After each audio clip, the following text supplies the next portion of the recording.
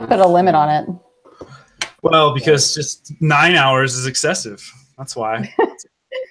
Nobody watches YouTube for 9 hours at a time. Not 9 hours at a time. Hello, everybody. Welcome to a very special HumpDay RepRapUp, the Hump Day of the year. Happy Valentine's Day, everybody. I am your host, Pooch. I am here with the lovely Miss Lauren Angers of AbuzzDesigns fame. And today, Lauren and I are going to talk about the Prusa MK3 and perhaps its predecessors and anything else that tickles our fancy. Right, Lauren? Sure. Let's do it. Cool. So maybe to start off, I know everybody really already knows you, but, you know, the formality. Give us the intro. Tell us all the things you do. I don't think everybody already knows me, but thank you. Everybody already. Come on. Famous. I am Lauren from AbuzzDesigns, and I started my YouTube channel with 3D printing just over a year ago, maybe a little further. I don't know, maybe a year, 15 months ago, something like that. And I started with a coffee table, which everybody seemed to love. And since then, I've created an Etsy store, which has gone crazy and keeps me super, super busy. And that is what I use my machines for now, almost exclusively. What are you printing? What are you putting on your Etsy store? Do you have a product to demonstrate for us? I do. I mean, you could go get yours. Go get mine. You demonstrate yours. I'll be right back. Okay. I got to put mine together. They're all interchangeable, so. And I need a bow. I can't do this without a bow. Wait, did we get to see Pooch with a bow on again? We might get to see Pooch with a bow on again. Screenshot. Yeah, everybody screenshot it. Oh wow, they're like, you know what? It's too washed out here. The glow. I'm gonna swap out my glow ears. So these are some ears. These ones in particular are maybe an experiment of some kind, maybe numbered 626. And Pooch, those look amazing on you. No, yours look super amazing now.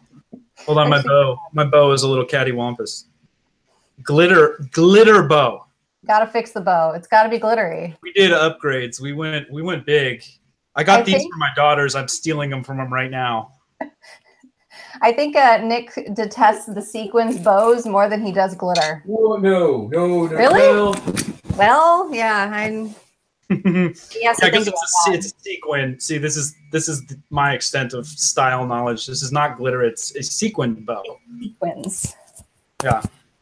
Yeah. So anyway, very cool use of functional, practical 3D printing. Practical so much so that people pay you for these. Exactly. I also have other fun stuff, but this is what mostly gets ordered. That's the wheelhouse. So You're doing that, and tonight we want to talk about what the tools are in your tool bag that have empowered you as a 3D printer and a businesswoman. And the reason I reached out to you is I'm late to the Prusa party. Everybody has been talking about it since, original Prusa. Obviously not everything, but so much of the 3D printing world is cloned around the i3 design and even stuff prior. And the Mark III is many iterations in at this point. But after having put mine together, experienced that, been printing on it. Now, granted, this has only been, I'm like, what, 72 hours in at this point? But I see what everybody's talking about. So what I want to start with, Lauren, is I want to talk about, we both got it as a kit. Yep. I want to talk about the build process. But before we go into the Mark III, you have a little bit more history around it than I do. You also did the Mark II's kit. Yep. So I'd be curious to hear your experiences building that versus building the Mark III, and then how it compared to, say, other kits that you've built, and you can tell us about the other printers you have as well. Sure. So first off, let me start with the first time I saw the Mark II was at MRF last year. And the prints that came off of that printer were super impressive. It was actually the first time I'd seen the multi-material as well, because it was in testing. And not that the kit for the multi-material was there, but there were prints off of it. And they weren't perfect. I showed that in live streams and everything. But I was so impressed with the quality of prints that were coming off of it that I knew I had to have one, like immediately, or rather a couple months later when I could afford it. So I decided to go with the kit because I feel like if you can put together a printer, you're not as afraid to take it apart. The first time I went to take apart the Flash Forge, I was petrified because it came already assembled and all I had to do was put a piece of glass on the bed and hit print. And that's great and all, but the minute you have a problem, you start to panic. So that's why I went with a kit in the first place. That's a fantastic point. I could not agree with that more. That what better way to learn about something than to have to take it apart and put it together and perhaps take it apart again. Yeah, I mean, and then if you do have to take it apart completely, the fact is you've put it together from bits and pieces. You can put it back together, you know, and the instructions are so good that it really makes it easy that you're not terrified to go ahead and take it apart and put it back together. Yeah. So in terms of the build of both of them, I think would the Mark II take me? 9 hours. I think 9 or 10 hours from start to finish. Mm-hmm. Literally, that's all I did that day was put that together. And I think it was a very, very, very thorough instruction manual. There was very few things that I had questions about, and anything I did have questions about, if you were looking at the manual online, other people had already mentioned it in the comments, and that helped me out drastically. So there are very few things that there were actual questions about that I didn't understand. All parts were accounted for. There were no missing steps. Everything was there and super easy to understand. Comparing that to, say, the ANET, the ANET didn't take as long to put together. I think it was only about 4.5, maybe 5 hours. 10 minutes. I know I was out shooting. Yeah, Nick was out shooting. I think it was done by the time you got home. Yeah. Yes, I think it was about 5 hours that took to be put together. And the problem with that is there were missing steps. There were camera angles that didn't show what you wanted them to show. It wasn't as easy. I found myself searching the 3D Maker Noob to see his assembly of it, see if there was anything that would help me. Right. I found myself Googling things because I was confused. And then one of my 3D printed parts, I don't know if you can see. No, it's out of film, out of frame a little bit. Okay, so these parts right here, they were too small. So I had to use a mallet and hammer them in. A mallet, huh? Was that on the recommended list of tools? It was not. Luckily, I had one. And a lot of people gave me a lot of flack for that, saying, well, you know, it wasn't a 3D printed part. It was it was other manufactured parts. It was not 3D, and it's very clearly 3D printed on my machine. But apparently there were two different types of kits that went out, one with 3D printed parts, one without. So half the people were saying, oh, well, my parts weren't 3D printed. Why did you get 3D printed parts? Can't you tell the difference between 3D printed and not 3D printed? So I got a lot of flack for using a mallet, when in fact, had I been able to pull the rods out of the 3D printed parts, it would have drilled the holes bigger, but I already couldn't get them out. So the ANET was a lot more difficult to put together, is basically what I'm trying to say. Yeah. I think it was a lot more few things are as well documented and put together as the Mark III that I've seen. Yeah. So both the Mark II and the Mark III were super easy to put together. They obviously have their complicated parts. I think that the extruder assembly is way more difficult on the Mark III than it is on the Mark II. In fact, it took way longer to do that on the Mark III than it did on the Mark II. But the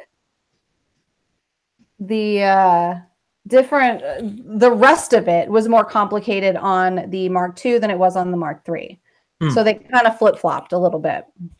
That's interesting. I did notice that was one of my observations. So when I was building, I kind of jotted down some notes when I was putting the Mark III together. And the bulkiness of the printhead assembly is very noticeable on that. That's not to say that it's not well designed and thought out, but obviously they've got, you know, a lot went into the implementation of the bond tech and the cooling assembly and all that stuff. It does look rather massive, but the thing can move. Like even, you know, if you're printing at high speed and whatnot, it still seems pretty smooth. Well, I say that now and I feel like I'm grinding. I'm hearing my extruder skip on the Mark. So that would be the first issue I've had after running it for 72 hours straight. We'll see if that's what I'm hearing.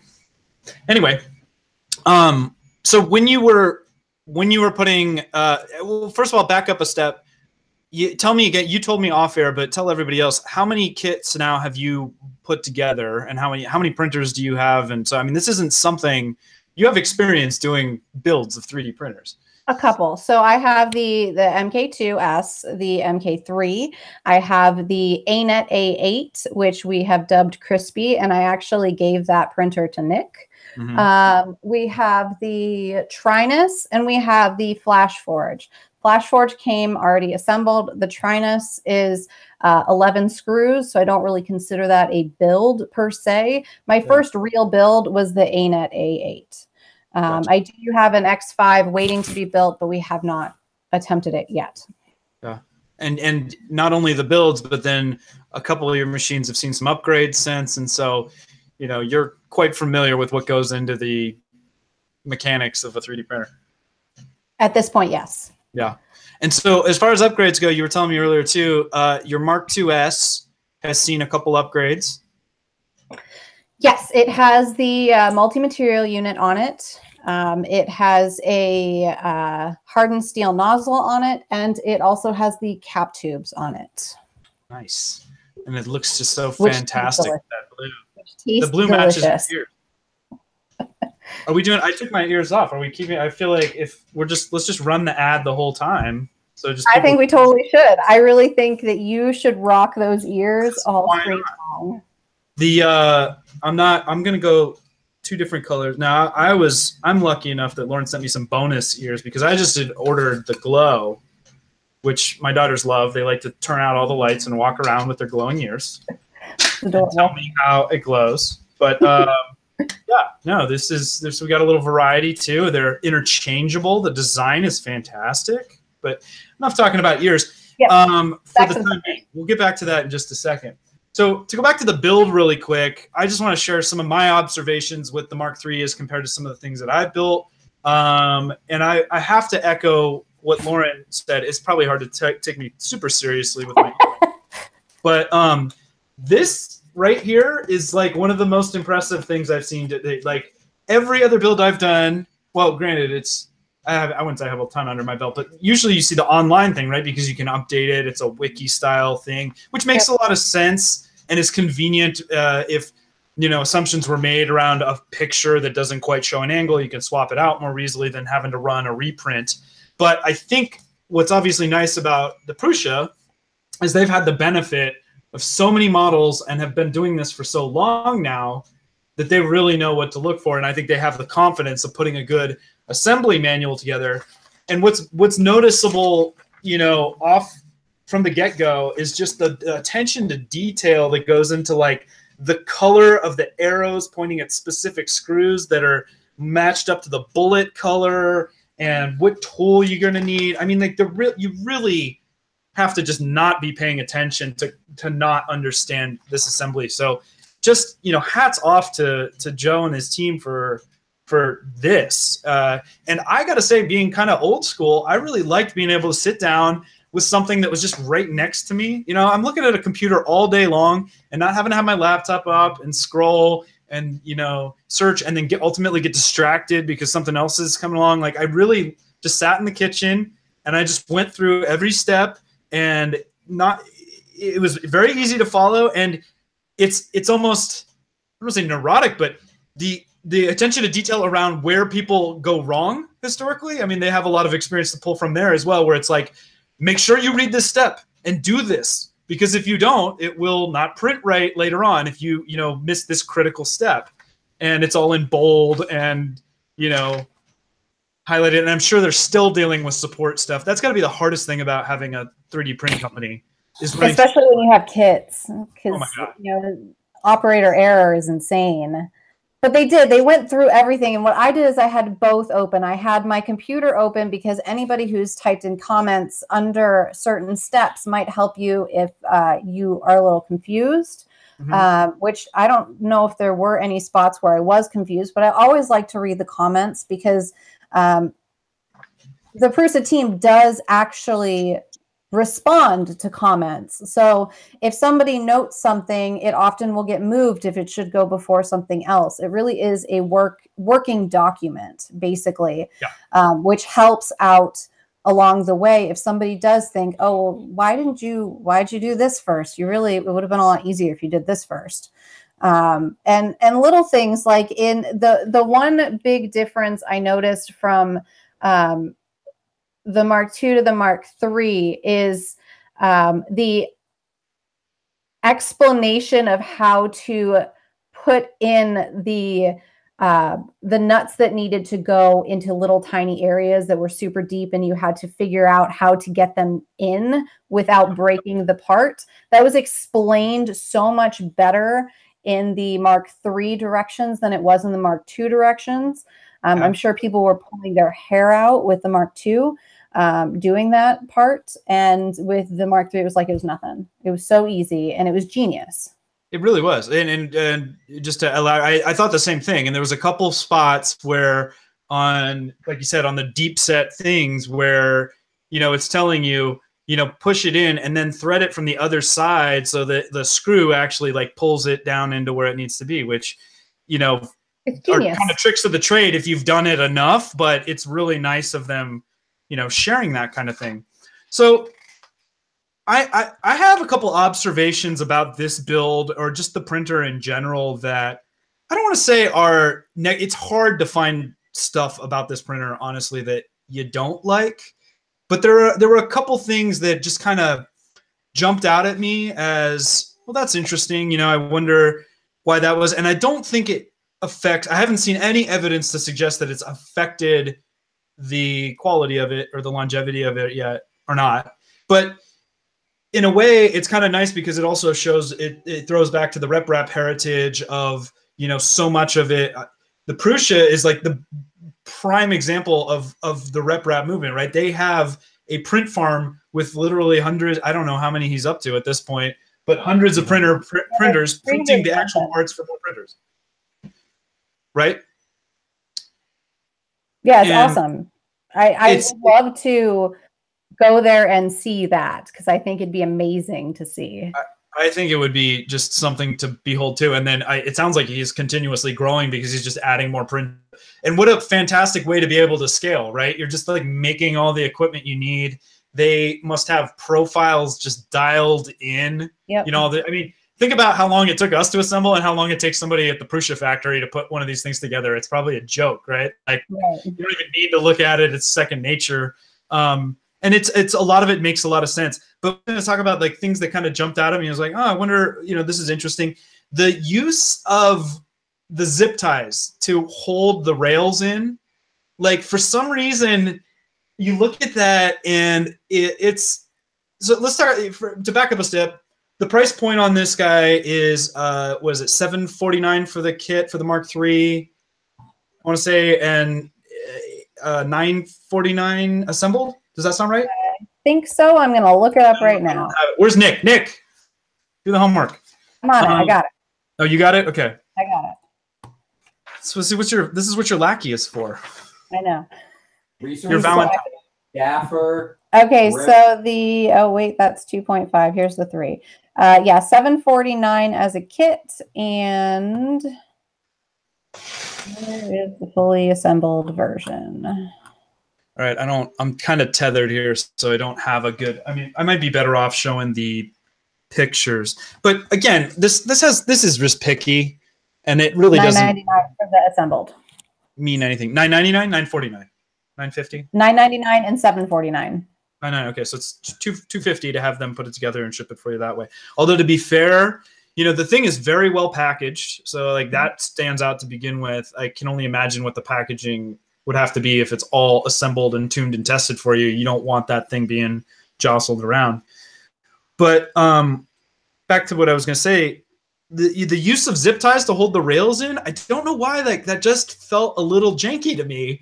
And here I am, maybe I'm just being picky and critical. It works, it holds it in, but it of the build quality of the whole thing, it just, that kind of jumped out at me as a little funny given the quality of the assembly of everything else. I don't know why. And so, the way I've seen that handle before is just with the bolt. Go. Can I give you my thoughts on that? Give me your thoughts. I feel like it's a work smarter, not harder mentality. You've got something that works really, really well. Why mess with it when it's a really easy fix?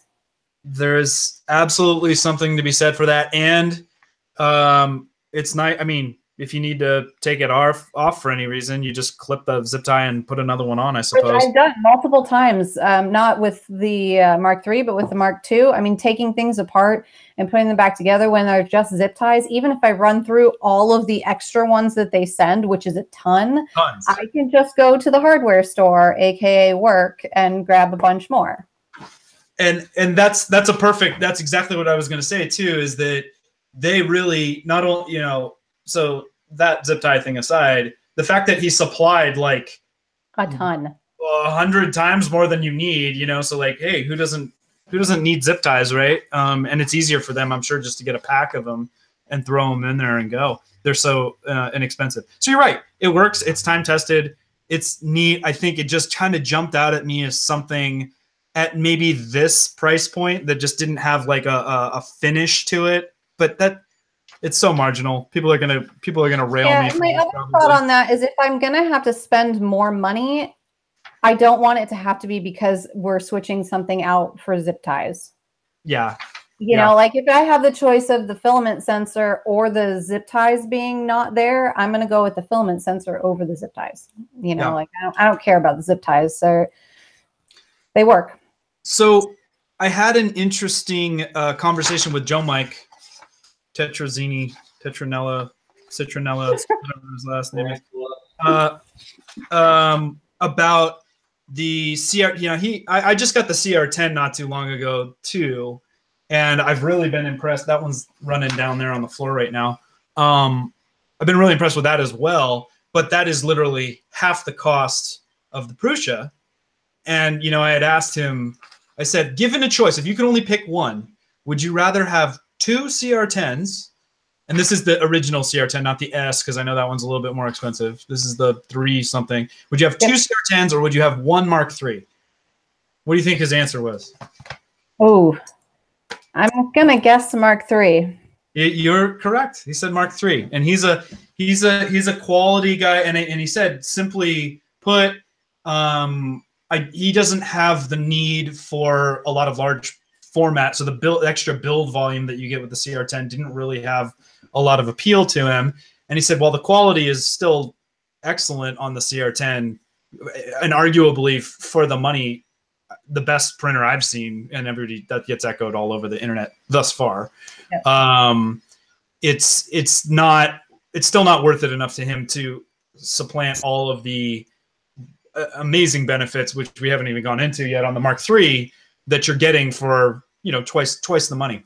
So let's go into those. Let's talk about the iteration now from the Mark II and the 2S to the 3. And I think this has been played and stuff, you know, a lot, but let's rehash it here. So I'd say probably the biggest change is the noise. And I think the Prusa team took that very seriously when one of the biggest complaints about the 2 and the 2S was the insane noise. Now, it wasn't the noisiest printer we have, but it was the second noisiest printer we have. And I think that that was kind of a big deal breaker for a lot of people who are in small spaces, apartments, who you've got somebody living right above you complaining about your printer running all night long. So that is probably one of the biggest. Also, the addition of the filament sensor, the what was that called? The layer shift.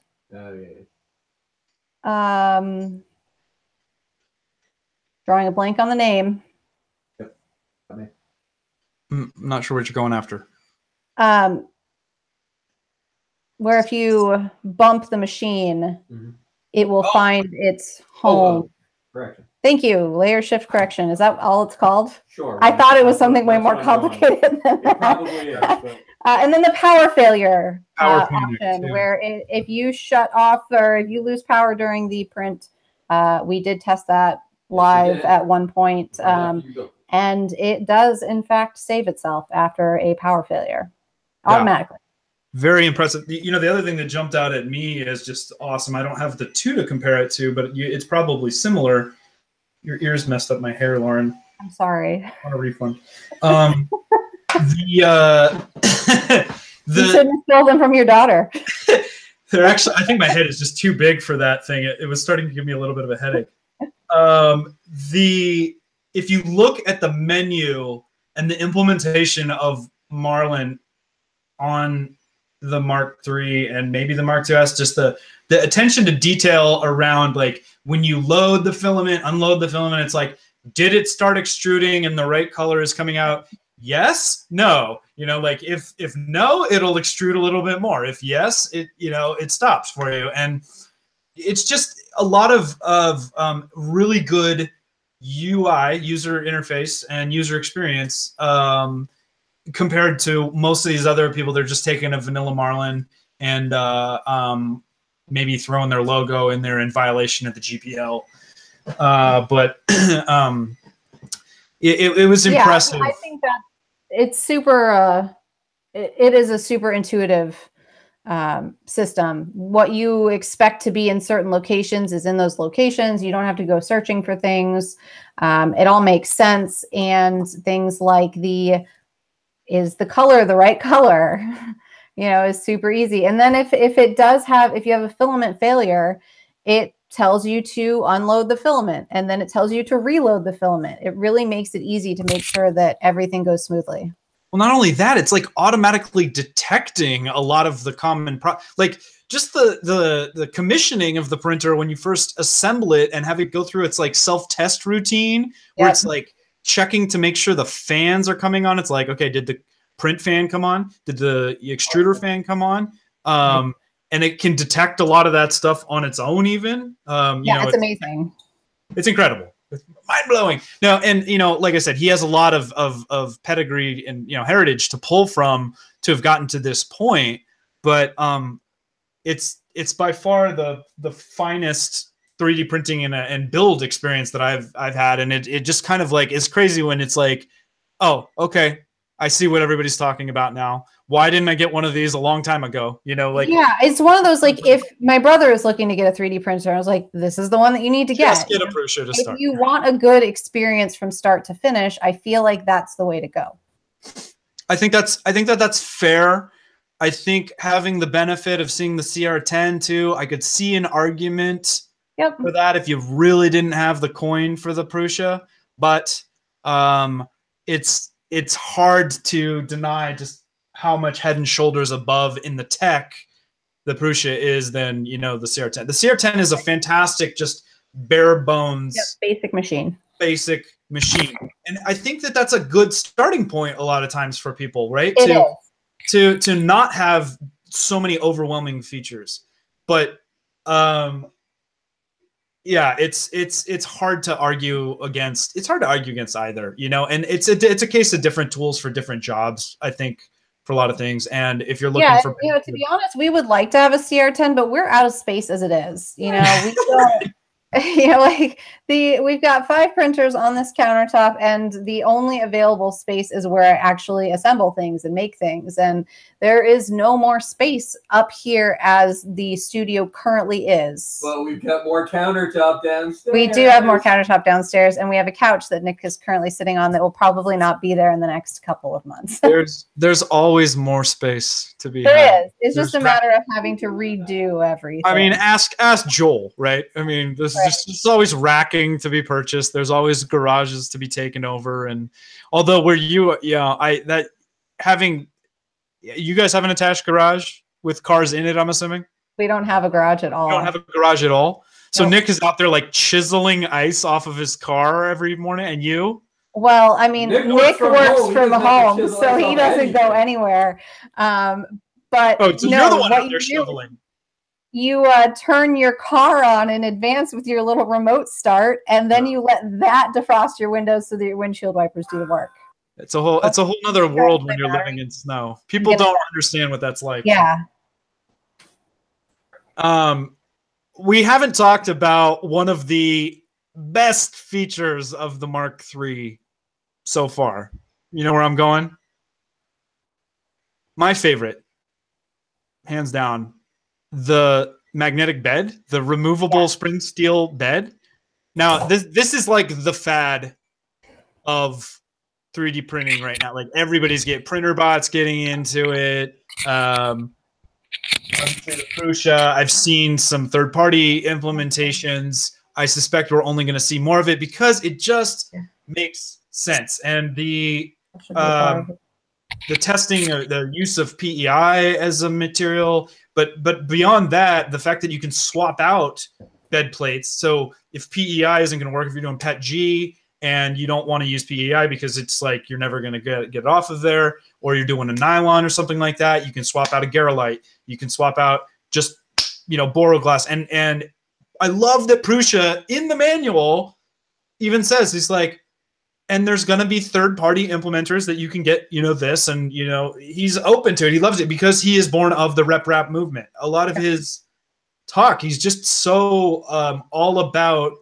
I think he's confident that his company is able to make money doing what it does, and he's not threatened by the fact that other people have, you don't want to say stolen the idea. They've used the implementation because it is an open source project. Right. But he is a really good example of that, and I just really like that. But to get back to the bed, I mean, you showed it off. That's the PEI one. Yeah, so I have to be honest, I am glad that he came out with a PEI and a smooth version, because for somebody like me who uses the Prusas for my business, and my particular items need to be viewed from the front and the back, I don't want a texture on the bottom of mine. Right. Because that's going to affect the way it looks. And I don't, for what I'm using them for, it wouldn't be right for my purposes. So I was really relieved when he announced that there was going to be a smooth version, and I didn't mind that there was going to be a PEI standard version in the meantime. I have asked but not gotten a response back as to, if you order the 2.5, what is coming.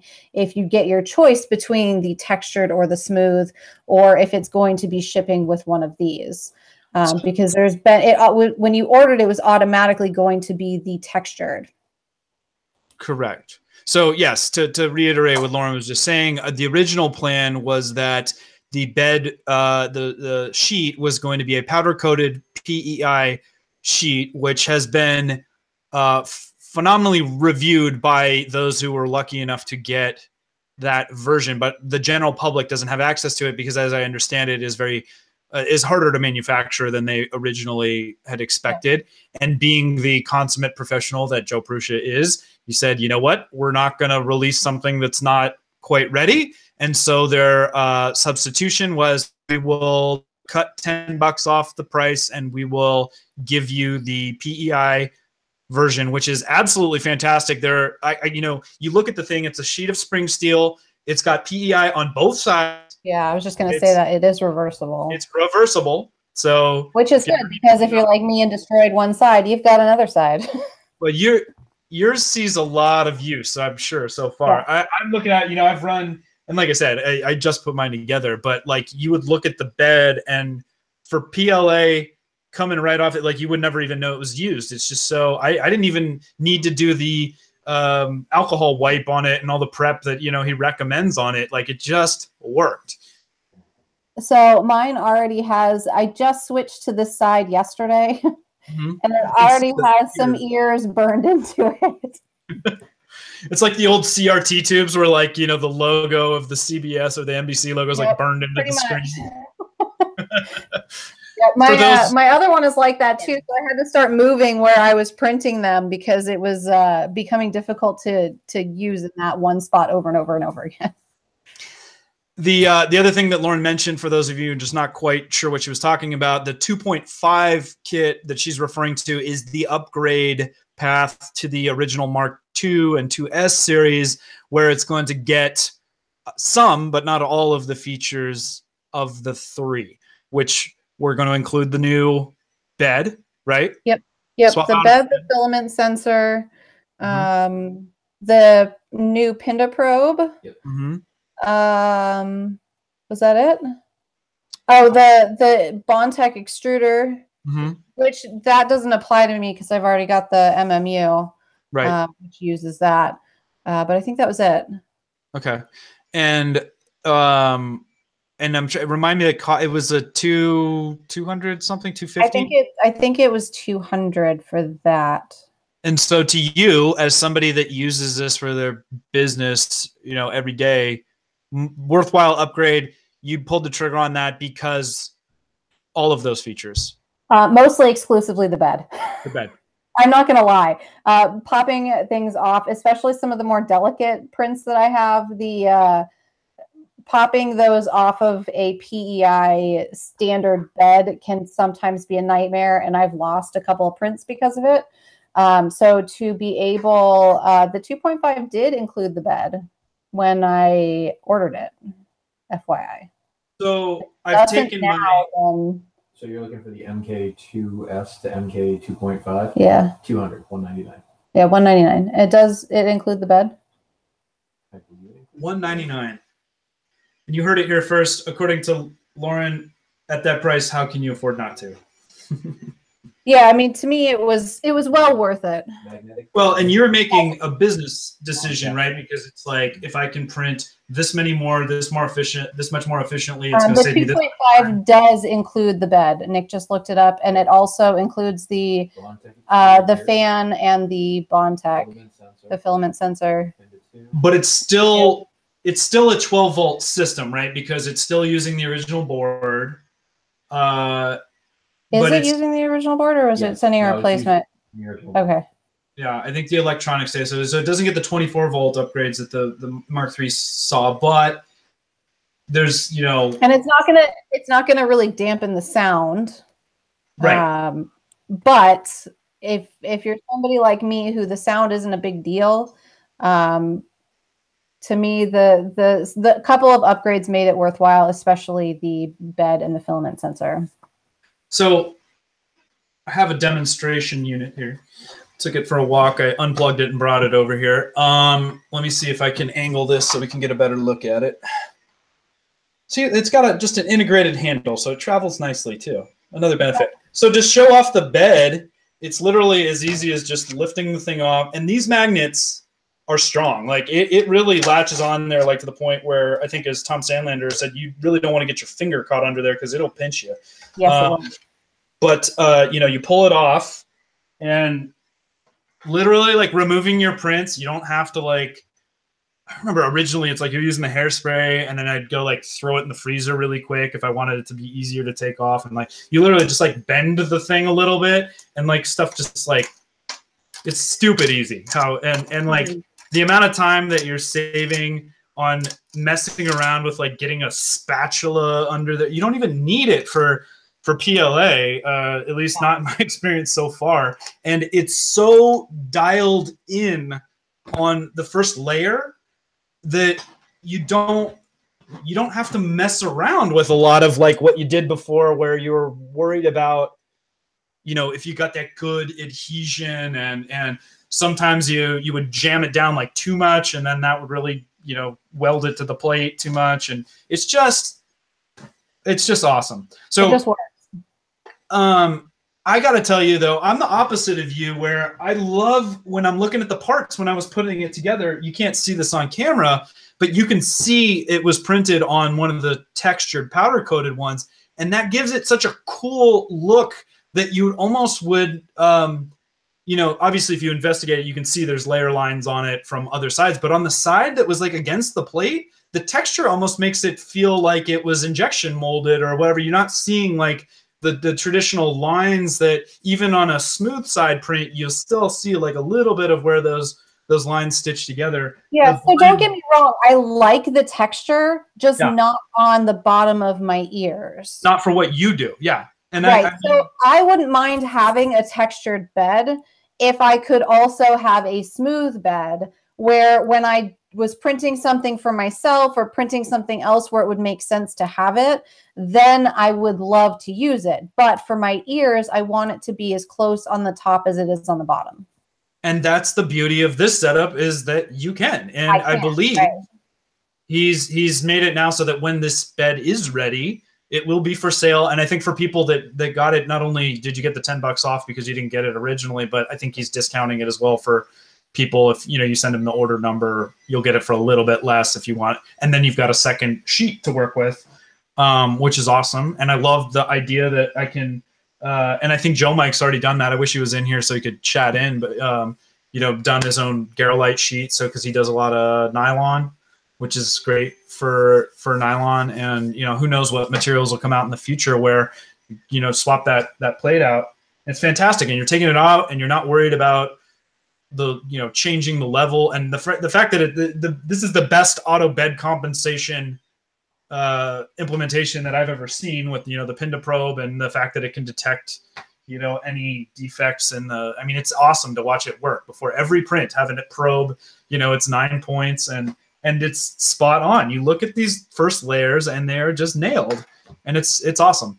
So,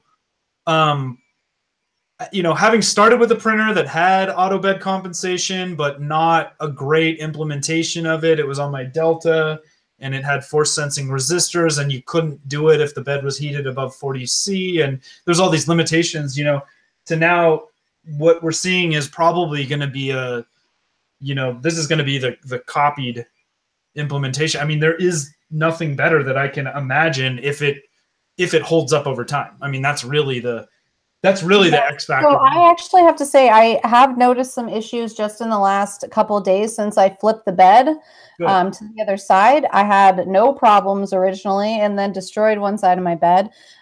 So had to flip it to the other side, went through the recalibration process because everything seemed off.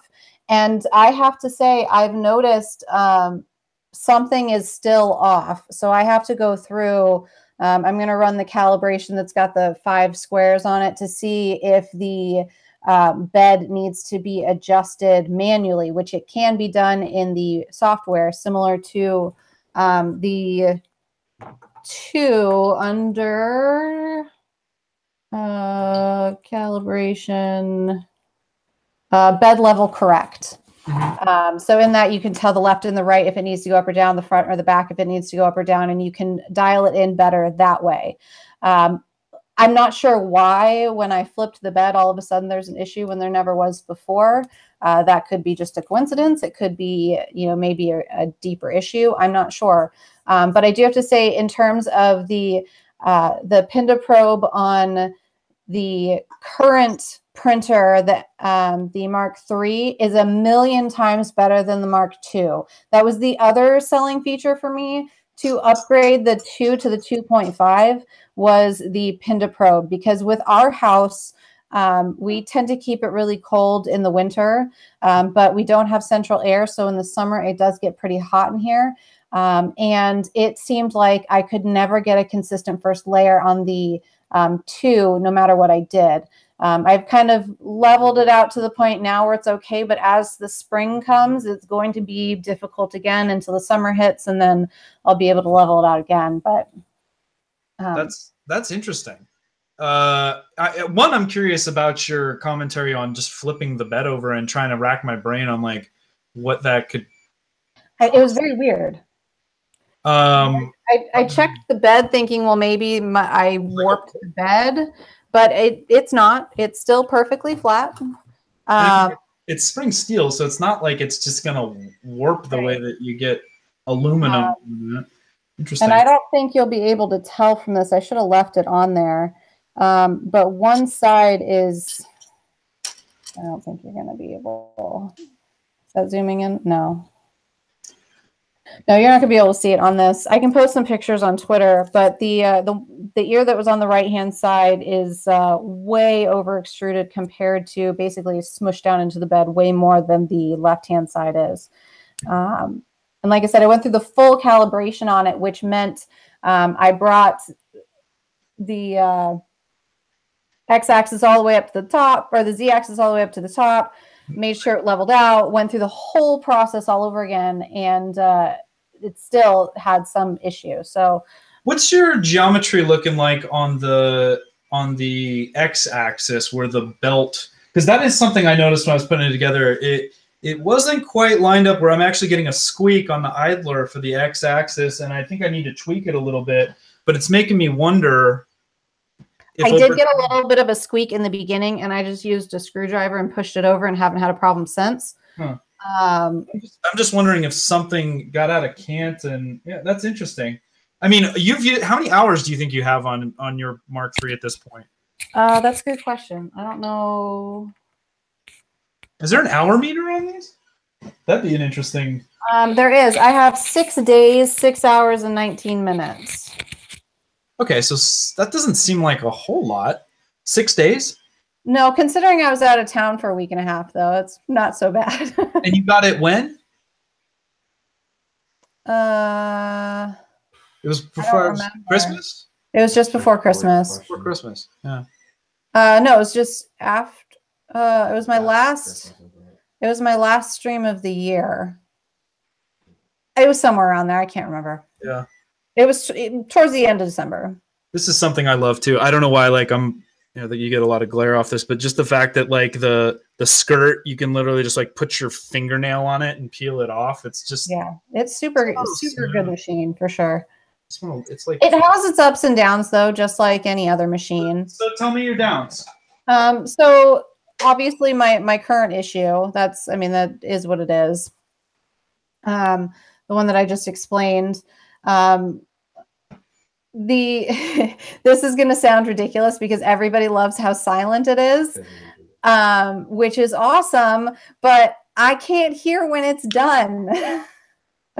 So if I want to like do print after print after print, it doesn't dawn on me that it's done until hours later. And that seems like a simple like software.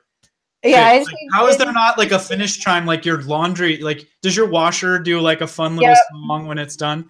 I'd like a fun little song, Joe. If you're watching, finish music. It's got to be possible. I mean, the FlashForge has it. Well, what's funny was if you read the blog entry about the clicking issue I was mentioning on Twitter before, like the power supply actually kind of clicks a little bit as it cycles the bed on and off, and it's subtle, but the whole thing is so quiet. And that's the funny thing it talks about too, that it's so quiet now that you hear things like that because you're not hearing, those things before. But they had mentioned that they have like an electronics guru that's there now. And they came up with this idea that because they're the way the wiring is in the PCB for the heated bed, they were contemplating the ability to like actually, it would function as a low, a small speaker. Like they could actually like vibrate it to the point where it could act as a speaker, which I thought was just fantastically brilliant. That is fantastic. It would be cool if it can actually sing to you at some point in the future in a firmware upgrade, no less.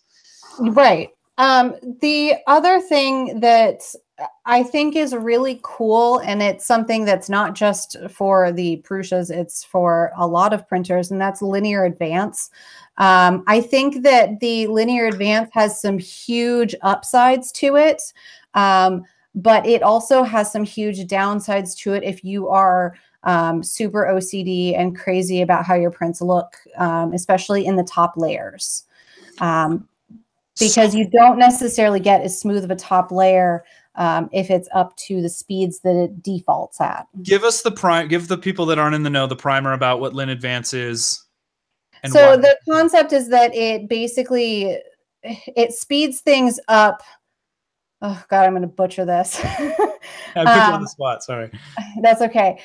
So it allows you to print at higher speeds because of the way that it pushes the filament through, giving you sharper corners and basically allowing you to speed things up during like the center of a straight line, so that you don't end up with like bulges on the end. You will end up with a nice straight line. So I'm not going to go into how it does it because I would need to reread the blog posts and I don't remember. But to be honest, it's a really cool concept and it can cut hours off of your print. And I feel like it's great in the middle layers of your prints. But I feel like once you get to your solid top layers in general, it really is a terrible thing because you end up with some skipping, you end up with some of the jerking, and you end up with not as smooth of a top layer. And sometimes same with your bottom, your first layer. You end up, I had to drop a print, this one actually, I had to drop this first layer down to 10 millimeters a second yesterday because I couldn't get that nice smooth finish because it was trying to go too fast because of the linear advance. So a couple things. One, I think you explained that remarkably well. Anybody in the chat wants to back me up on that. The reason it does what it does is because of maths is basically the answer to that. And science. Yes. Science and math. So stay in school, kids. Also, I thought I had read that Lin Advance had been disabled in latest firmware, or maybe it was only in stealth mode. In the fast mode, it's been disabled because it was already maxed out the capabilities of the E3D. Yes. And then they also reduced the fastest speed to, I think, 150 from 200 or something like that. I can't remember, but it has been reduced. It's still on there. But I think it's really cool. And I think that it definitely has its place. You could run into issues and that may be where your issues stem from, not the printer itself. Sure. And as I understand it too, I mean, it's a relatively new feature in firmware. They've been working on it. It's been in beta for a while. I remember just from back when I was building the big box, the talk in the forums on E3D's site around Lin Advance and it does very much seem like a robbing Peter to pay Paul sometimes, in that, yeah, maybe your edges come out a little bit smoother, but your top layers don't. And I always found it surprising. And again, I'm not the guy that's implementing this, so I'm probably just completely trivializing the simplicity around it. But like, it seems like something where if there could be some smartness to the G code around layer detection, or like shut off Lin Advance when you get to the top layer so you don't run into that. I feel like it should shut off anytime you've got a solid layer. And I feel that because when you have a solid layer, you're going to see the bumping through, and you would have to have an extreme amount of top layers to be able to kind of hide any unevenness that you end up with. And I think that's just kind of unrealistic. So my top layers are way slower than I think probably most people would ever. I think they're set at 20 right now, right? Which is super slow, but at least I know that I'm going to get a nice top layer every time. Were there any other drawbacks that you've observed that you wanted to talk about currently? The filament sensor is not always accurate. I think that's kind of to be expected with the technology.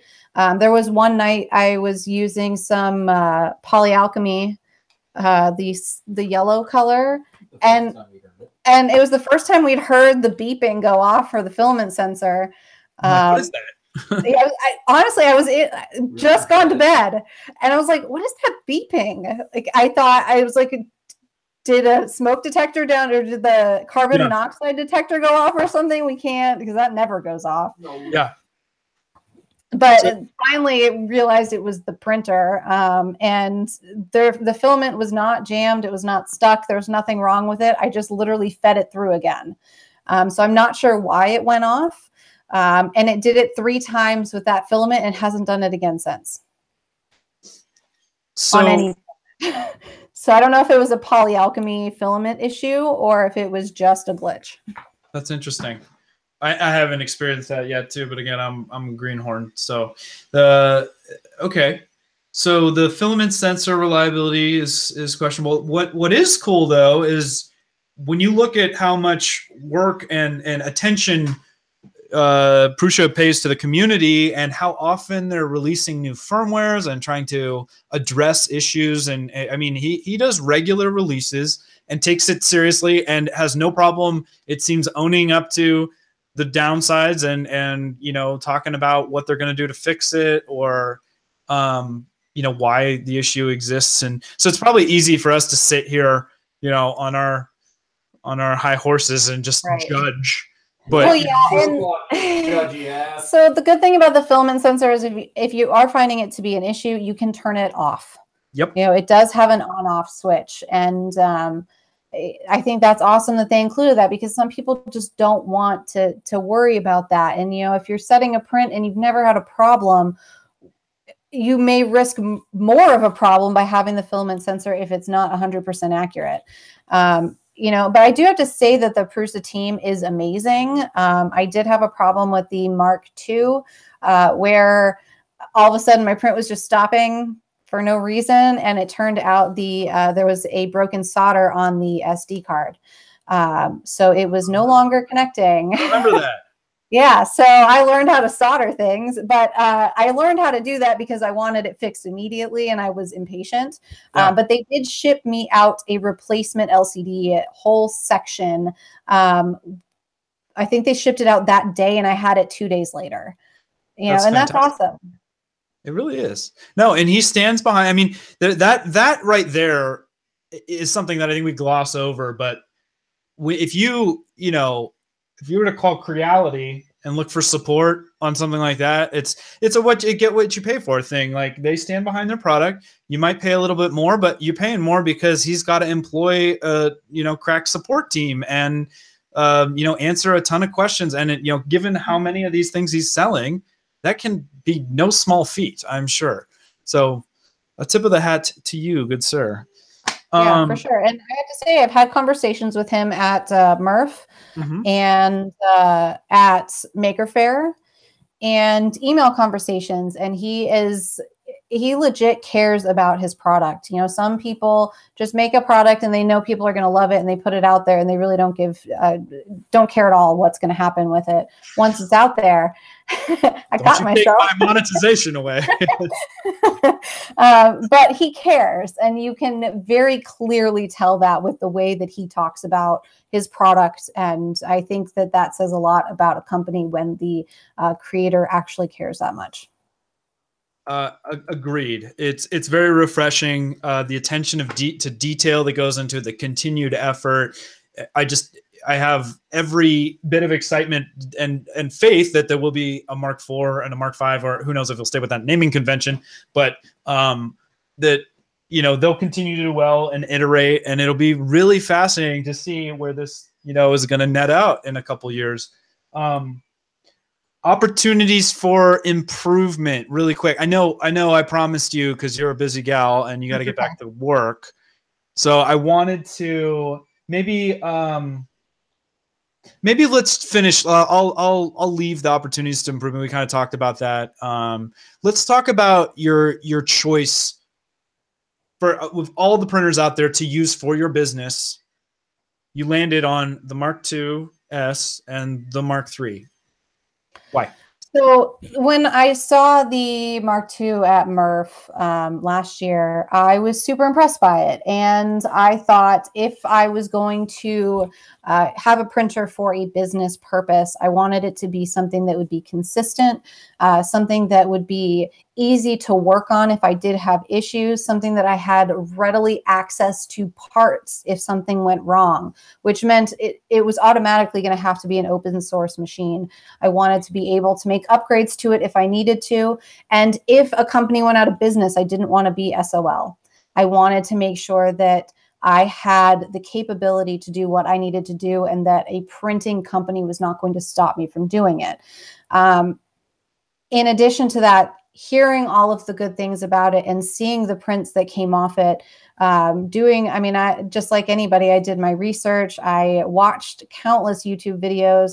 I talked to people. I talked to Joel about his thoughts. I talked to Prusa himself about some things. And, in the end, it boiled down to the quality of the printers and the support that you could get. And once I got the first one and had such a good experience with assembly, I was kind of hooked. I had good prints from the start. I have to say, having the MMU upgrade on there does create some difficulties. It is not a flawless system. It does have its quirks, and it has some serious frustrations, especially when you go to use it for something that you think, oh, this is going to be fine. But you may be using a filament that you've used 100 times on a normal printer, but then you try to use it on the MMU. Prime example is, I don't have the actual print, but I did these glasses that everybody's doing. Yeah. And I did them in Protopasta Glitter Flake, the OG glitter.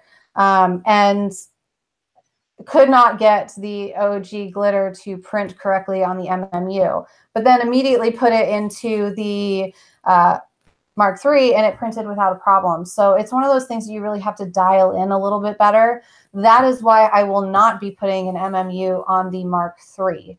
I want a printer that can be run as a single color so that if there are any issues with one of them, I still have another up and running. Nick and I were talking about that, and it just seemed like the smartest option. But really, it boiled down to the quality and the customer service. And the reason why I got the Mark III instead of getting another Mark II when the price had dropped, and as a business, it would have made more financial sense to stick with the Mark II and just get an additional one of those. The upgraded bed and the filament sensor, things like that were really, really beneficial, especially once I get the 2.5 and the MMU upgrade. The filament sensor on that is going to change everything, because if you suddenly have something clicking, well, now it's going to stop and beep at you. So you're not going to waste a ton of filament. So something like that was a huge bonus for me. And in terms of price, yeah, it's a little bit pricier of a machine, but it is a little bit of you get with what you pay for. Yeah, with a CR10, you've got a good quality machine, but you don't have support. And the support can make or break things, especially like the LCD. Absolutely. I think you said it. The SD card. You said it beautifully. And it's interesting because a lot of people just don't have the same. It's a use case thing. And it's as a business owner, having something that can stand behind, have a warranty and someone that stands behind their product, someone to call when you need them.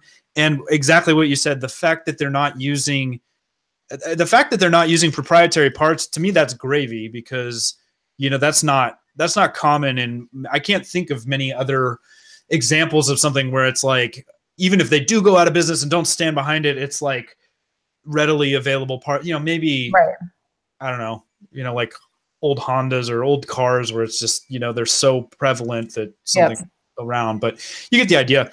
And, the MMU thing is interesting too, because that's a new, that came out not too long ago, and that adds a lot of complexity to it. So with more complexity, you've got more points of failure.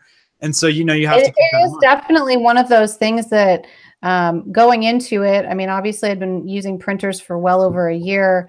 almost 2 years by the time I got the MMU on there. And I have to say it made things so much more complicated in ways that I would have never expected. And when you think you've figured out how to fix something on a regular printer, don't even try to guess that on the MMU, because chances are it has nothing to do with that. Yeah. It's just so much more complicated. Yeah. Yeah. Well, that's, I mean, with benefits comes drawbacks, obviously. I wanted to ask you something really quick about the filament sensor, because I just had an issue where I was jammed up and I was clicking and I was getting no detection. Is it detecting when it's out, or will it actually detect slips? It should detect slips, I believe, as well. Is it turned on though? Because I wonder, is it on by default? I think it's off by default. Okay, then there's my problem. So yeah, the tech support. Yeah, I think we had to turn it on, didn't we? What's that? The filament sensor. Yes. Yes, I had to turn it on. Yeah, I do remember. So if you go to settings, it's under filament sensor there. And then also the auto load is there as well if you want to turn off auto load or turn on auto load. Right. I like that. I thought it worked really So the other complaint I have about the Prusa, and it's on the MK3, is the unload function. A lot of people have had problems with the filament not unloading completely. Yep. And getting stuck and sometimes damaging the filament sensor. There's an easy way around that, to just shove the filament through a little bit and then it unloads perfectly. But that same thing could be fixed very easily with firmware. Right. So I'm kind of surprised that they haven't adjusted it in the firmware. Are you on latest? They will on the next update. I am. So I'm on release candidate 5, so I still have the 3.11 to load on there, and I hope to get Joe Mike's kit that he'd sent me for the Wi-Fi. Are you running a Pi on it? I'm not yet. It's sitting right next to it. Yeah. I've been meaning to install it and have not gotten around to it yet. So I'm hoping to, hopefully this weekend. Yeah. I wanted to try to introduce as few variables as possible when I first, put it together. I wanted to turn it on, make sure it worked the way it was before I added something else to the mix. And now I got to go back and do that. It would have been more convenient, certainly, to do it before I put all the electronics together, but right. But just like with the MMU, they do recommend that if you get the MMU and the regular kit at the same time, they want you to put the kit together first and then add the MMU. I think that's good. That way, if there's any issues, you can look easily to, you're not looking at too many variables. That's one thing that struck me about my build. I put the thing together. I want to say it took me I split it up over 2 days, but I did maybe 4 and 4. I want to say it took 8 to 9 hours for me. And I was not moving it with any urgency. I think you could certainly do it faster, but the moment of truth where you flip it on and I'm sure I missed something. Right. And it just lit up and it worked.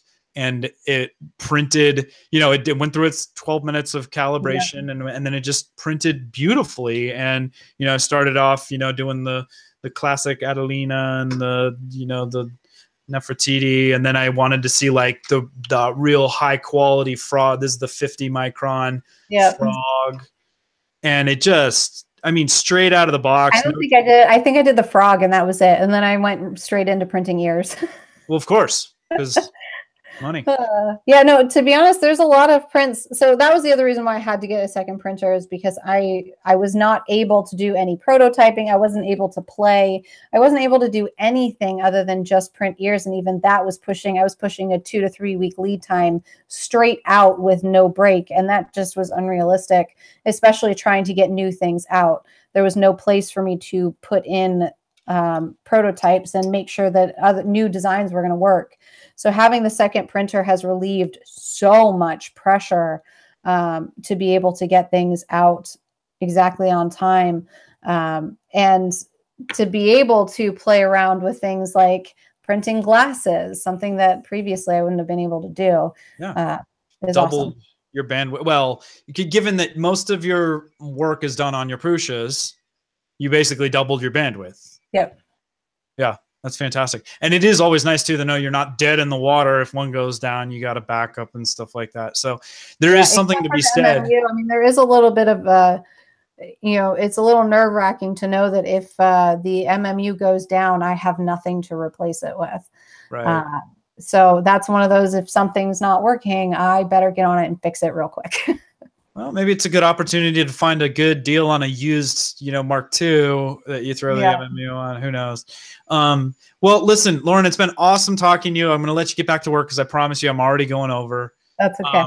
I'm going to let you jump off, though, and I wanted to field a couple more questions and give a couple more comments. So closing thoughts, Lauren, tell everybody where to find you, your Etsy store, where they can buy your amazing goodies that you were showing off.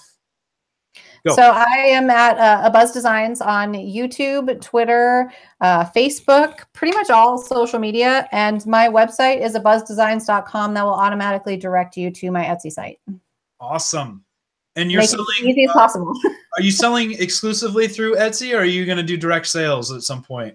I'm hoping to work towards direct sales. I'm trying to figure out the best route to do that, and building a website that I like, because the problem with Etsy is it's so restrictive. So there's certain things that would be so much easier to do if I could just add a couple of options, but Etsy limits you to 2 options per listing, which makes things a little complicated. So I'm hoping to move to direct sales soon. I'll probably keep Etsy open and maybe just keep most popular designs on Etsy and additional designs on my website. But for the meantime, everything is on Etsy. Fantastic. And I can vouch firsthand for the quality. They're fine products. You're going to mess up your hair again. That's all right. I'm used to it. It's always a mess. Lauren, thank you so much. Happy Valentine's Day to you. Give your sweetie. And thank you for having me. Yeah. Well, it's nice of you to take, time out of your serious Valentine's date, to join us for this. And I'm impressed to see the audience that we drew in, no doubt, because of you and your shining face and all your amazing insight. You're too kind. Are we going to see you at Murph? You are going to see me at Murph. All right, you awesome. are going to see me at Murph, and it's going to be a who's who, it sounds like. So for those who don't know, we talked about Murph earlier. That's Midwest RepRap Festival. That's coming up in just over a month in beautiful Goshen, Indiana. Mm-hmm. You never get there. Beautiful. Middle of nowhere, Indiana. Middle of nowhere, which is like, why would anybody ever have it there? But it's like the mecca of 3D printing. So it sounds like there's going to be some big names there. It'll be a lot of fun. Everybody should go. And I'm really excited to get a chance to meet a lot of these people that I haven't seen on either coast so far. So, and I look forward to seeing you there, because I didn't get to see you at Maker Faire New York. Are you coming out for Bay Area Maker Faire this year? Have you decided? We will not be. We're going to Paris. You're going to be where? In Paris. I know. Wait, right. Where were you last? You were like in Prague, not Prague, Poland. You're in Poland. I was in Poland, and possibly going to South Africa next year. Such a tough life. Such a tough. Yeah, no, we are. Nick and I and Nick's parents are going to be in Paris, so I will not make it. I will be in Paris for my birthday, which is going to be amazing. That's going to be. I don't know if it will top last year's birthday at Joel's 100th or 100,000 party. No, that was Angus's. No, that was Joel's party, but Angus hit 100,000 there. Yeah, there was a couple people hit 100,000 right around that time. That was that was a good time for creators. Well, again, thank you so much. Awesome seeing you. Go ahead and jump off. I'm going to keep going, and I want to address some of the stuff I'm seeing in chat. Nick, if you're up for hanging around, bye-bye. Thank you. Happy Valentine's. Yeah, Nick, if you're still around to heckle, please do so from the balcony. Our very own Statler and Waldorf all in one, Nick Angers, and Dolly Grip, Paige, and overall personal assistant to Lauren.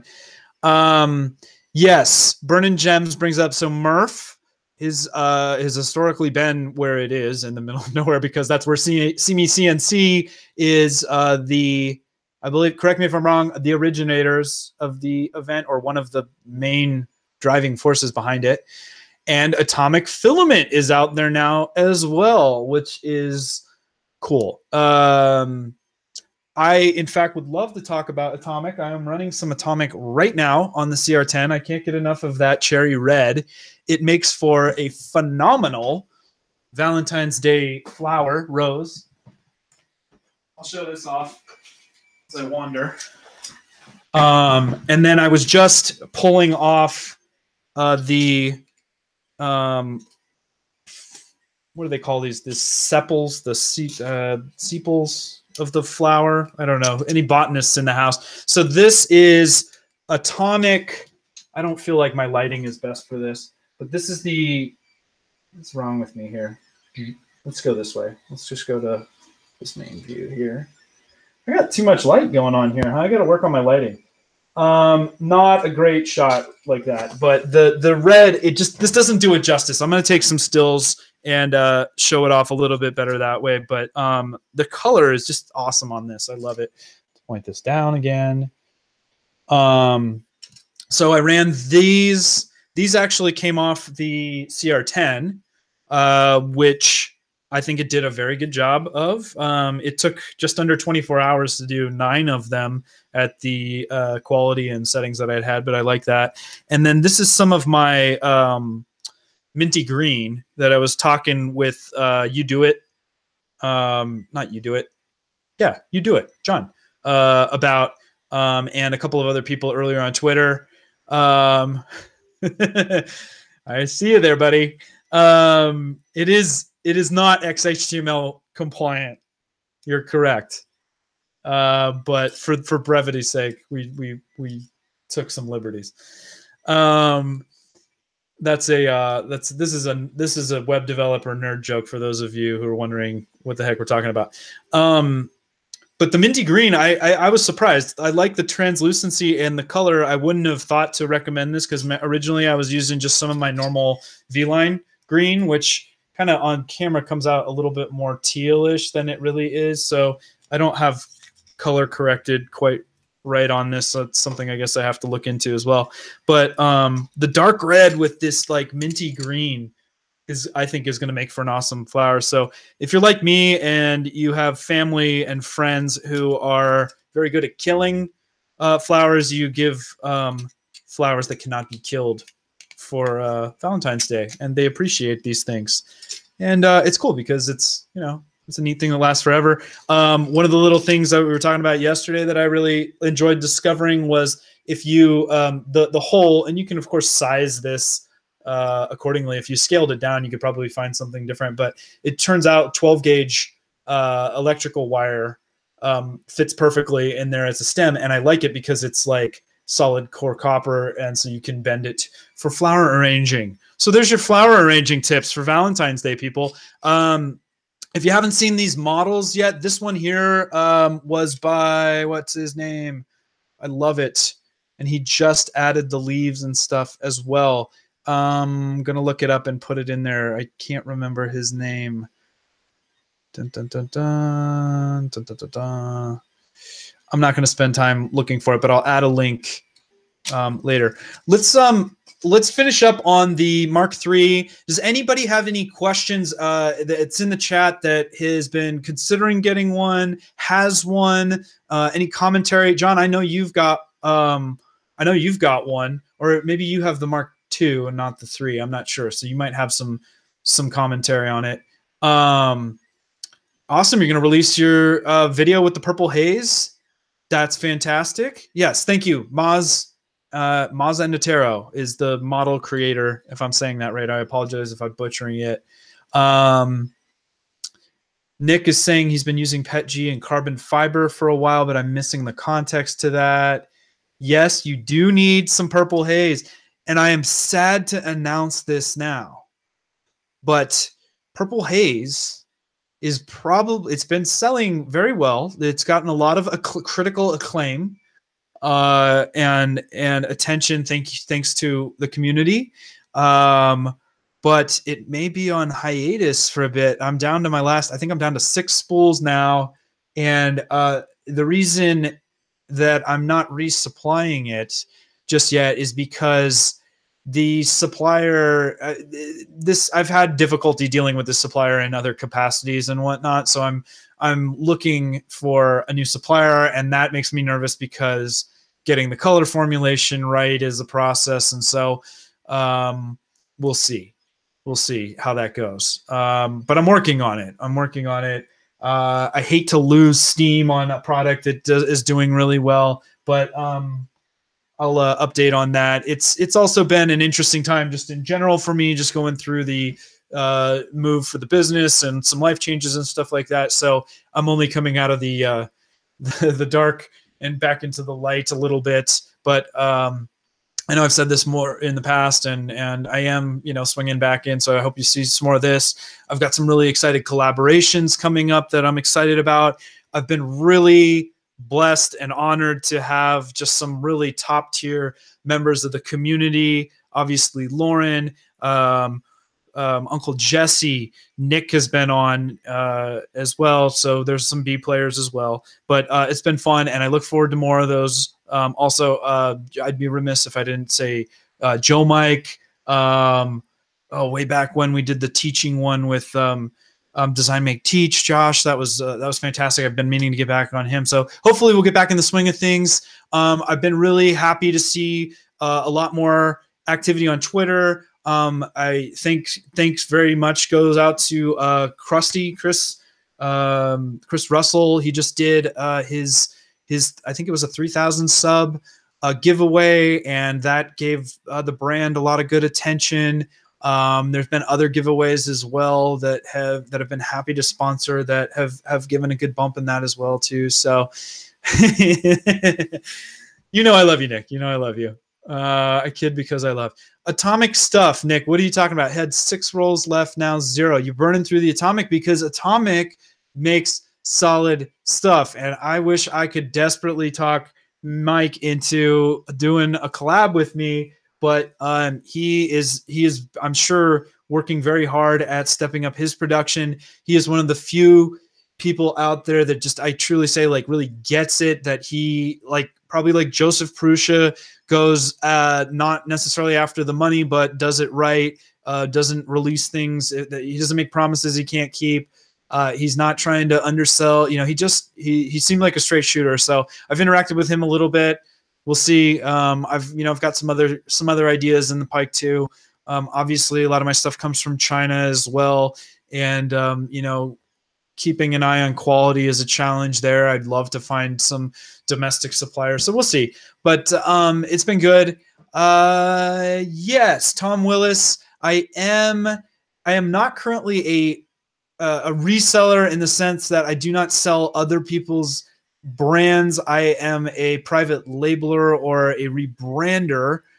So I do have my own line of filament that I source overseas and domestically, that, like, say, Cheerios. Also, their overflow is Tostios and other stuff, if you're familiar with how rebranding works.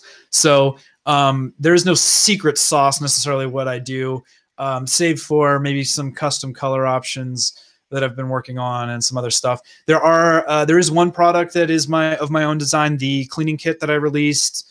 I will tease, I'm working on a 3D printer starter kit, which I'm really excited to release, which I am trying to bundle together what I would consider the quintessential tools and supplies that anybody that is getting started in 3D printing would want, in addition to obviously their printer. I don't currently sell printers. I don't want to be beholden to one particular brand. I really enjoy interacting with all the different providers. It feels like it would be a really tough business to be in. I'm sure, as anybody that makes printers could tell you, it's competitive. The margins are tight. The support and the effort that you have to run, as we talked earlier with Lauren about, are high.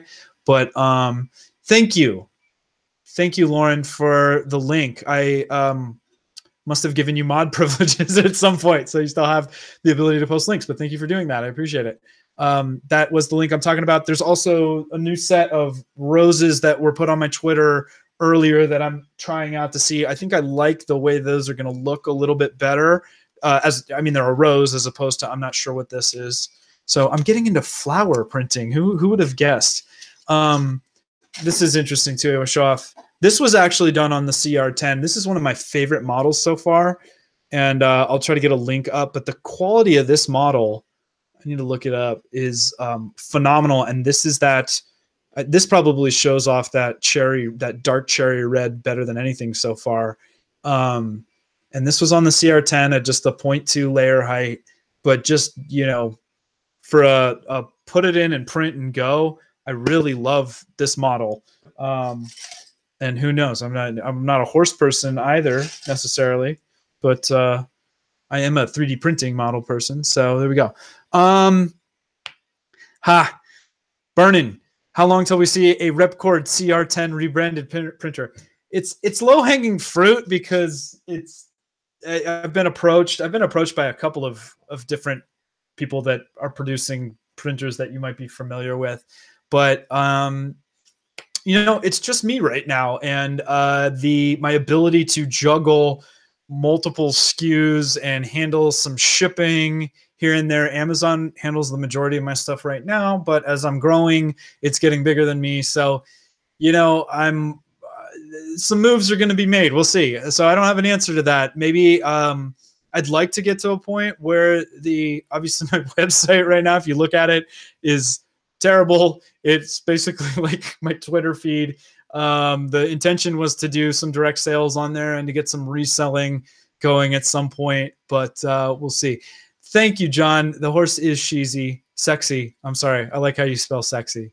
It is a sexy horse. No doubt. It does look like red enamel. The amount of pigment in that filament. Am I popping here? I apologize. I'm right up in the mic and I'm getting aggressive with it. The amount of pigment in that filament is incredible. I mean, it's really something. And when if you switch from that to a white, like the Purge, I feel like that there's like residual pigment in the hot end that, you know, you got to flush through a little more than you would for other filaments. So that's cool. Sheezy, did Nick Angers just create a new word? He's constantly creating new words. But it's by accident because his grasp of the English language is questionable a lot of the time. So, and it's pick on Nick night here at the RepRapUp. I do need a sound guy. I'm not lucky enough. I don't have a grip. Is that a grip? A sound grip? It sounds like something. I think it's a dolly grip. Whoever's in the industry can tell me. I do need a sound guy. I have nobody checking my belt. All I have are the green dots there going up and down, and it doesn't say it's clipping or anything like that. So I'm seeing that it's picking up something. But I don't have my headphones on. I'm not listening to myself. Chels is in the house. Welcome, Chels. Thank you for coming. I know this is a very busy night for you and all your kickery. It's awesome to have you aboard. Grip is lighting, yes, but what about a dolly grip, Nick? What do you say to that? Sean's in the house. Sean's going to be my roomie at Murph, people. Yeah. So we're going to, a boom operator. That'd be something. And then to just keep like dropping the boom on my head. That's what I would do. If I was a boom operator, I would just keep tapping somebody on the head with it. Boom operator. John, do you have a boom operator? You should. You've got some phenomenal production value, my friend. Tom Willis says a grip moves the mics around to where they are needed. So that sounds to me like it's a pre-placement thing, not necessarily like like on the fly. I don't know. Cakery, is that like a nunnery? Yeah, sure. I don't know. That's a word. Chelsea, that's a word. A cakery, a confectionery. I don't know, something like that. Let's see. Shenanigans is coming away from Murph as the special winner of some antibiotics. Oh, yeah. Thank you, Nick. You just made me rag on myself. I want a sound engineer. I do. I'll post the job description. The pay isn't good, but the benefits are not good either. So get me your application and we'll see. If you want to be paid in filament, maybe we can work something out. Okay. And Sean says he's bringing his own antibiotics to you. I didn't answer your question earlier, the what to bring to Murph question. I think we should put that out to the public. This is going to be my first Murph too, Sean. I don't have the answers to that. So besides pants and a shirt and maybe my undies, I don't know what I'm going to bring, but at least that, a toothbrush, you know, because I brush my teeth every once in a while. Nick works for Filament, just saying. I bet you can get Nick to work for a lot of things. Murph packing list. Yeah, we'll get that. We'll put that up. I've got a lot of ideas up here. It's the time for implementation, right? Tom Willis used to run sound for music groups, but he's getting too old and he can't hear anymore. That sounds like occupational hazard. All right, are we done talking about the Mark III? There was stuff I wanted to actually, I don't know. I feel, are we just going too long? Am I kicking a dead horse at this point? Maybe I should break it out. I will say, as somebody that really appreciates just like taking the time to put things together, to build stuff, this was a really, really an enjoyable build for me. It's my baby, so it can sit in my lap. It's a good lap printer. I feel like being late to the game and not put a big filament in front of my face, not having the history that a lot of people have. You know, one of my initiatives this year was like, okay, everyone in the grandma's talking about the CR10. Everybody's been talking about Prusa for forever. I want to get in the know. I want to see what it's all about. And I get it. Like I was saying to Lauren earlier, it works. I'm sure it's not without its flaws. Lauren works the thing into the ground, but the attention to detail is fantastic. Some of the things that I really loved, the fact that it's got like a little piece of nylon for the umbilicals that come out of the electronics package and go into this. There is a piece of 3mm nylon that adds rigidity to the umbilical so that it's not sagging into its own mechanics, which is probably a duh, but I've seen designs that haven't had it, and so it's something that I just appreciate, that attention to detail. Tom Sandlander has done, much to the chagrin of Joe Prusa, the breakdown of his Mark II on the cheap from standard RepRap parts. And I haven't done that myself, but seeing everything that goes into this, it doesn't seem like it would be terribly hard to emulate. I really like the choice of the Einstein Rambo for the electronics package in this. I think he took a lot of guff for not going to a 32-bit board, given that everybody's talking about 32-bit stuff for the future. But given that it's not really necessary, Joseph would say that it's really not terribly necessary. Maybe where the tech is at this point, but I think it's butting up against, needing to be necessary. Anybody that's played with Smoothie or some other 32-bit implementations, maybe in the context of like a Delta configuration, I think you can actually see some better speed and quality. Excuse me. In that application. So, but going forward, I think it's going to turn into one of these cases where it'll be 32-bit simply because they're not even going to be making 8-bit boards anymore. The price difference is going to be marginal. But to go back to the board itself, the Einstein, it's a time-tested design. If you look at the build on it, I can't really open it up right now, but it's using just really top-tier components. It's got like automotive fuses in it as opposed to some of the cheaper fuse implementations you might see and some other stuff. Again, pulling from years of heritage. I'm kicking a dead horse here because everybody's talked about it before. But it was a really enjoyable build. I really enjoyed, I think I geeked out on like the manual. I would like laugh at just all the details that he would go into. Almost like too much, but I don't think there's such a thing as too much detail when it comes to releasing a build guide, because one, you're dealing with a lot of different backgrounds and experiences. I'm sure that I have every confidence that a 10-year-old and maybe even younger could successfully follow these directions and build this printer. So if you're looking for something that might be fun to do with a kid as a kit build, and gives you a really good understanding, like Lauren said, of what goes into making a 3D printer work, because you will get it. You will see the components. It doesn't feel as intimidating when you have to service the thing, because there will be a when. you will feel that much more confident about it. And that is worth its weight in gold, because the expectation around we're not yet at a point, in my opinion, that 3D printing is plug and play.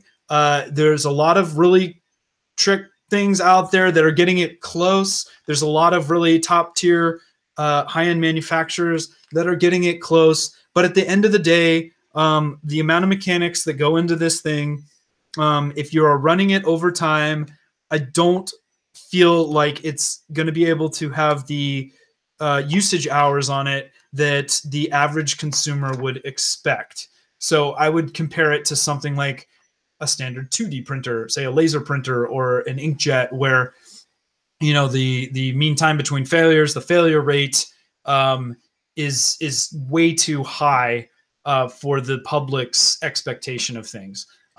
Plug and play, when it comes to things with a USB port or that you use a computer for, the general public has an expectation of plug and play. So we are still in that curve. And you get asked all the time by people that aren't in the community, why do I need a 3D printer? What am I going to do with the 3D printer? What do you mean, what are you going to do with the 3D printer? You're going to print flowers for your girlfriend on Valentine's, and you're going to make sweet horse models for your uncle who likes horses to put on his coffee table, and open a museum with your fine Egyptian artifacts that you've printed. I mean, come on, the possibilities are endless. Print another printer. So it's been there's a lot to do, but it's going to be interesting to see what the future holds, what the future for the Prusa holds, what the future for some of the other more prevalent printers holds as well. So there it is. I got asked a lot by a lot of people earlier on Twitter and just in other conversations, am I going to get the MMU for it? I am not for this one. I am treating it the way that Lauren had mentioned.